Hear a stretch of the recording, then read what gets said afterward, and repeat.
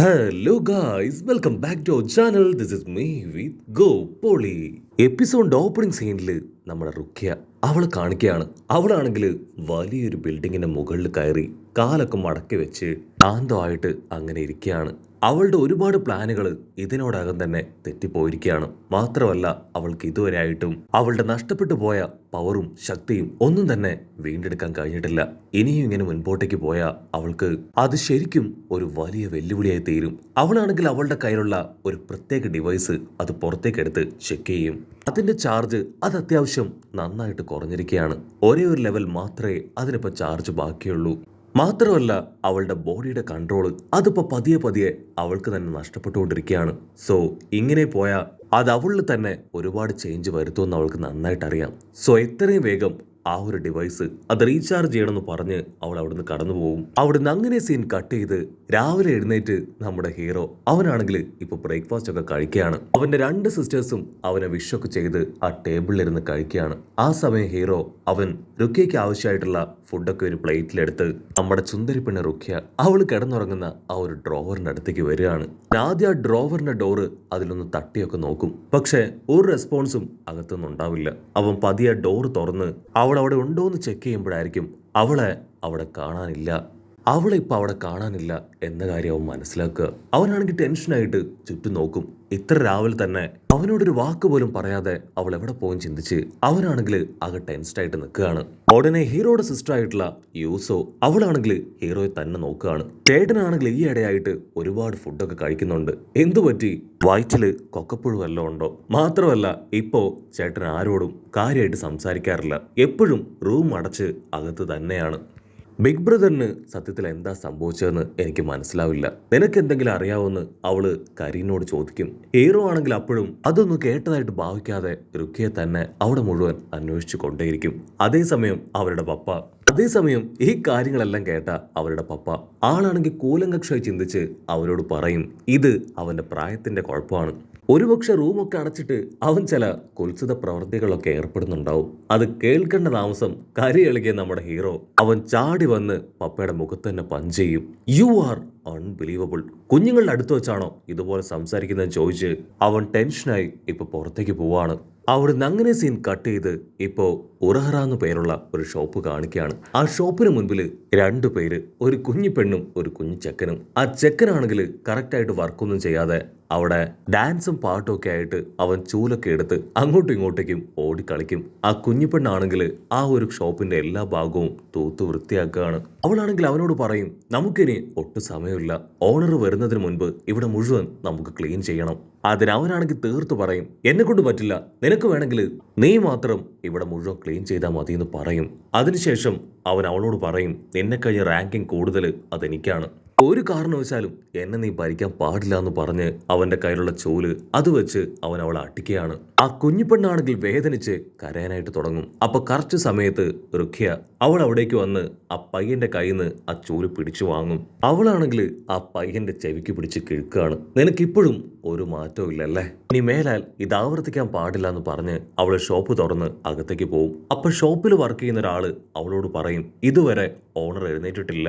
അതിന് റുക്കിയാണെങ്കിൽ സ്ട്രെയിറ്റ് ആയിട്ട് ആ ഓണറിന്റെ അടുത്തേക്ക് വന്ന് ആളെ എഴുന്നേൽപ്പിക്കും. ആളാണെങ്കിൽ അവളെ വിഷ് ചെയ്യും. അതിനുശേഷം ആ കുഞ്ഞി പെണ്ണിനെ അവളെ അടുത്തേക്ക് വിളിച്ച് പറയും, റുക്കിയയ്ക്ക് വന്നിട്ടുള്ള ആ പാഴ്സല് അത് നീ ഇവിടേക്ക് എടുത്തോണ്ട് വാ. അത് കേട്ട ആ കുഞ്ഞിപ്പെണ്ണാണെങ്കിൽ ഒരു പാർസൽ എടുത്തുകൊണ്ട് ആ ഓണറിന്റെ കയ്യിൽ കൊടുക്കും. ഓണർ ആണെങ്കിൽ അത് റുക്കിയയ്ക്ക് കൊടുത്ത് പറയും, നിന്നെ കൊണ്ട് ഒരിക്കലും ഇത് വെച്ച് എല്ലാ കാലവും എല്ലാവരുടെയും കണ്ണിൽ പൊടിയിട്ട് ജീവിക്കാനായിട്ട് സാധിക്കില്ല. എന്തെങ്കിലും ഒരു സൊല്യൂഷൻ അത് നീ പെർമനന്റ് ആയിട്ട് കണ്ടെത്തണം. ഉടനെ അവളാണെങ്കിൽ ആളോട് ബായ് ഒക്കെ പറഞ്ഞ് സ്ട്രെയിറ്റ് ആയിട്ട് ക്ലാസ്സിലേക്ക് വരും. അവള് ലേറ്റ് ആയിട്ട് വന്നത് കണ്ട് സ്റ്റുഡൻസ് എല്ലാവരും അവളോട് കാര്യം തിരക്കും. അതിനവള് പറയും, എനിക്ക് അത്യാവശ്യമായിട്ട് ചില കാര്യങ്ങൾ ചെയ്തു തീർക്കാനുണ്ടായിരുന്നു, ഇപ്പൊ പോലും ഇവനെ കൂട്ടിക്കൊണ്ടു പോകാനാണ് ഞാൻ വന്നതെന്ന് പറഞ്ഞ് അവള് നമ്മുടെ ഹീറോയുടെ മുടി പിടിച്ച് വലിച്ച് പുറത്തേക്ക് കൊണ്ടുവരാണ്. അതിനുശേഷം ഒരു പ്രത്യേക ഡിവൈസ് അവന്റെ കയ്യിൽ കൊടുക്കും. അവനാണെങ്കിൽ അതിനെ അടിമുടി നോക്കുകയാണ്. അതിനെ കാണുമ്പോ ഒരു താറാവ് കുഞ്ഞിനെ പോലെയാണ്. അവള് പറയും, നീ ഈ ഒരു ഡിവൈസ് ഉപയോഗിക്കുകയാണെങ്കിൽ നിന്റെ സോളിനെ നിനക്ക് എക്സ്ട്രാക്ട് ചെയ്തെടുക്കാൻ കഴിയും. അതിനുശേഷം വേറൊരു സോളിനെ ബോഡിയിലേക്ക് ഈസി ആയിട്ട് കയറ്റാനും കഴിയും.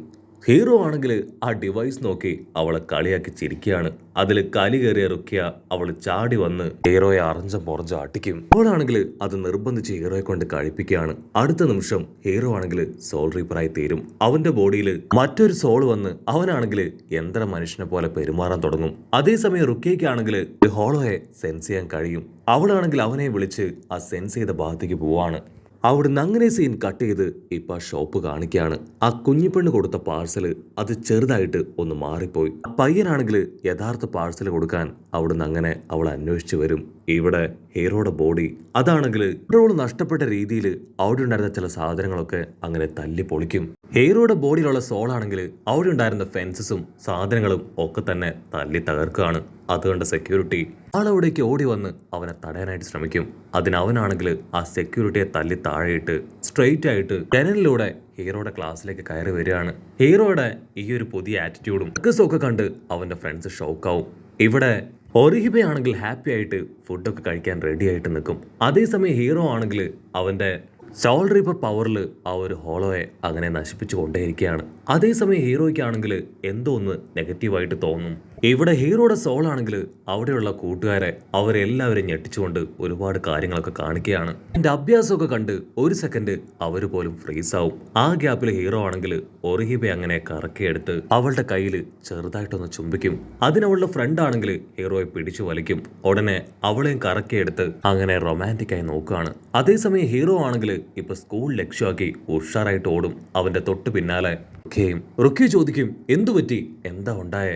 ഹീറോ ആണെങ്കിൽ പ്രത്യേകിച്ചൊന്നും മറുപടി പറയാതെ ഓടി അവന്റെ സ്കൂളിന്റെ അടുത്തെത്തും. അപ്പൊ തന്നെ ദൂരത്തായിട്ട് സ്കൂളിൽ നിന്ന് ഒരുപാട് ശബ്ദ കോലാഹലങ്ങളും ബഹളമൊക്കെ അവൻ കേൾക്കുകയാണ്. ഹീറോയ്ക്ക് മനസ്സിലാവും അവിടെ എന്തൊക്കെയോ കാര്യമായിട്ട് പ്രശ്നങ്ങൾ നടക്കുന്നുണ്ടെന്ന്. ഹീറോ ആണെങ്കിൽ സ്പീഡില് ക്ലാസ്സിലേക്ക് ഓടി വരും. അതിനുശേഷം ഹീറോയുടെ ബോഡിയെയും അതിന്റെ ഉള്ളിലുള്ള സോളിനെയും കൺട്രോൾ ചെയ്യാൻ ശ്രമിക്കും. പക്ഷെ അതാണെങ്കിൽ ഹീറോയെ തട്ടി മാറ്റി ജനലിലൂടെ ഉഷാറായിട്ട് ചാടി ഓടി പോവാണ്. അവിടെ ചുറ്റുമുണ്ടായിരുന്ന സ്റ്റുഡൻസിനാണെങ്കിൽ എന്താ നടക്കണമെന്ന് മനസ്സിലാവില്ല. കൺഫ്യൂസ്ഡ് ആയിട്ട് പരസ്പരം നോക്കും. ഹീറോ ആണെങ്കിൽ വിട്ടുകൊടുക്കാതെ അവന്റെ പിന്നാലെ ഓടും. റുക്കിയയും അവനെ ഫോളോ ചെയ്യും. ഹീറോ ആണെങ്കിൽ ഒരുപാട് നേരം അതിനെ ഫോളോ ചെയ്തിട്ടും അവനെ കൊണ്ട് അതിനെ പിടിക്കാനായിട്ട് കഴിയില്ല. ഉടനെ റുക്കിയ പറയും, ഇപ്പൊ പ്രധാനം ഇതല്ല, എത്രയും വേഗം ആ മോഡ് സോളിനെ അതിനെ പിടിക്കണം. പണ്ട് സോൾ സൊസൈറ്റിയിൽ സ്പിയർ ഹണ്ട് എന്നൊരാചാരം നടത്തിയിരുന്നു. അതായത് ഡെഡ് ബോഡിയിൽ സ്പിരിറ്റിനെ കൊണ്ടുവന്ന് ഒരു ആർട്ടിഫിഷ്യൽ ബോഡി ഉപയോഗിച്ച് ഹോളോയുമായിട്ട് ഫൈറ്റ് ചെയ്യിപ്പിക്കുക. പക്ഷെ പിന്നീട് ആ ഒരു മിഷൻ അവർ ക്യാൻസൽ ചെയ്തു എന്ന് പറഞ്ഞ് അവളാണെങ്കിൽ ചില കാർട്ടൂണൊക്കെ വെച്ച് അത് എക്സ്പ്ലെയിൻ ചെയ്ത് കൊടുക്കും. പക്ഷെ ഇങ്ങനെ ഒരു മോഡ് സോളിനെ കാണാൻ കഴിയുമെന്ന് ഞാൻ ഒരിക്കലും കരുതിയില്ല. ഹ്യൂമൻസിന്റെ നല്ലതിന് വേണ്ടി അതിനെ നശിപ്പിച്ചേ പറ്റൂ. ആക്ച്വലി അങ്ങനെ ഒരു മോഡ് സോള് അതിപ്പോ ഹീറോയുടെ ബോഡിയിലാണ് ഉള്ളത്. അതിനെ എത്രയും വേഗം കണ്ടെത്തണമെന്ന് അവൾ പറയും. ഹീറോ ആണെങ്കിൽ അത് കേൾക്കേണ്ട താമസം ആ ഒരു സോളിനെ സെൻസ് ചെയ്ത് അവന്റെ പിന്നാലെ ഓടുകയാണ്. കട്ട് ചെയ്ത ആ മോഡ് സോളിനെ കാണിക്കും. അതാണെങ്കിൽ ഹീറോയുടെ ബോഡിയിലിരുന്ന് ഒരുപാട് കാര്യങ്ങൾ ചെയ്യാണ്. കാരണം മറിഞ്ഞും അഭ്യാസങ്ങളൊക്കെ കാണിച്ചും ജനങ്ങളുടെ ശ്രദ്ധ അത് പിടിച്ചു പറ്റും. ജനങ്ങളാണെങ്കിൽ ഉണ്ണിമ വെട്ടാതെ അവന്റെ അഭ്യാസം നോക്കി നിൽക്കും. അതിനുശേഷം അവനാണെങ്കിൽ ഒരു സ്കൂളിന്റെ പരിസരത്തേക്ക് വരും. അപ്പൊ ലോങ് ഷോട്ടിലായിട്ട് കുറച്ച് കുട്ടികൾ അവിടെ ഇരുന്ന് ഗെയിം കളിക്കുന്നവൻ കാണുകയാണ്. അവന്റെ ലക്ഷ്യം ആ കുഞ്ഞുങ്ങളുടെ നേർക്ക് തിരിഞ്ഞ് ഒരു അറ്റാക്ക് ചെയ്യാനായിട്ട് ചാടി വീഴുകയാണ്. ആ സമയം നമ്മുടെ ഹീറോ ഇച്ചിഗോ അവനങ്ങനെ പാഞ്ഞു വന്ന് ആ മോഡ് സോളുമായിട്ട് ഫൈറ്റ് ചെയ്യുന്നതോടു കൂടെ ഈ ഒരു എപ്പിസോഡും അവസാനിക്കുന്നു.